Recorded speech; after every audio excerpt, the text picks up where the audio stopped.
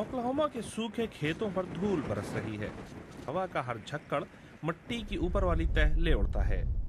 कई साल से इस इलाके में, जहां हर तरह का मौसम इंतहाई शदीद होता है, बहुत कम बारिश हुई है।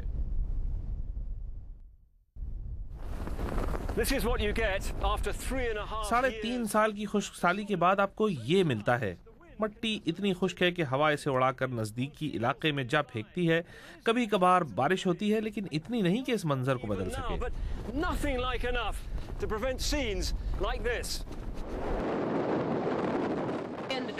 मिट्टी की वसी दीवार का ये खौफनाक मंजर, इसे इस साल के अवाइल में मोबाइल फोन से फिल्म बंद किया गया था। लोगों को इससे बचने के लिए घरों के अंदर रहना पड़ा था, और ये है इसका नतीजा। ज़राई ज़मीन का हजारों एकड़ रकबा जो वीरान पड़ा है। कई दूसरी रियासतों की तरह इस मर्तबा ओक्लाहोमा में भी फसल बर्बाद हो जाने का खदशा है।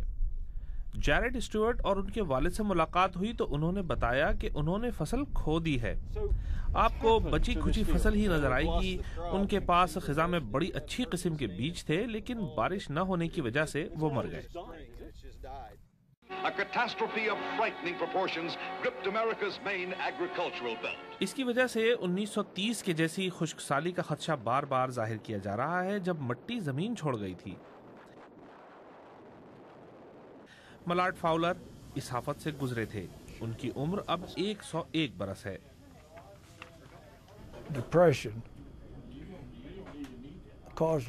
इस सूखे ने बहुत सारे लोगों को मुल्क छोड़ने पर मजबूर किया, और बाज लोगों ने अपना सब कुछ खो जाने के गम में खुदकुशी भी की थी। हालात इतने भी बुरे नहीं, लेकिन गुज़िश्ता 3.5 बरसों से बिल्कुल बारिश नहीं हुई, और इसके बगैर कुछ उग नहीं सकता। अगर इन पौधों को पानी न मिले तो देखें किस तरह ये एक हफ्ते में अपना रंग छोड़ देते हैं।